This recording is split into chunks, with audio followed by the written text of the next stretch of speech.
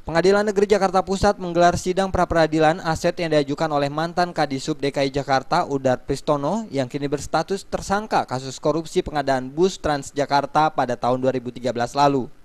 Sidang yang seharusnya digelar perdana ini tidak bisa dilanjutkan proses persidangannya akibat tidak hadirnya beberapa termohon, diantaranya Gubernur DKI Jakarta, PPATK, Pengadilan Negeri Bogor, Tangerang, dan Denpasar, serta Bank DKI. Meski demikian, hakim memutuskan sidang ini merupakan kesempatan terakhir kalinya bagi para termohon untuk mengikuti proses persidangan. Pasalnya sudah 2 kali beberapa termohon tersebut tidak memenuhi undangan, dan untuk sidang berikutnya sidang akan tetap dilanjutkan meski tidak dihadiri oleh para termohon. Udar Pristono berharap agar sidang dapat segera diselesaikan guna memastikan beberapa aset miliknya yang tidak seharusnya disita oleh kejaksaan. Karena beberapa aset tersebut diyakininya merupakan hasil jeripayah selama ini dan bukan merupakan hasil korupsi pengadaan bus Transjakarta tersebut.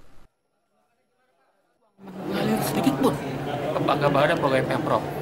Kedua, ya, bahwa Pak Derajat itu tidak dikenakan uang pengganti.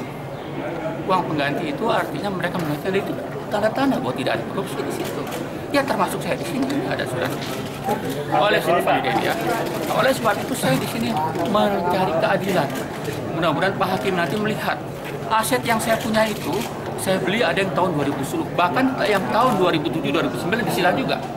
2007-2009 saya jadi apa? Bukan kepala dinas. Ya, 2010 pun kejadian Baswe ini kan tahun 2013. Nah, barang-barang saya disita semua sebelum tahun 2013.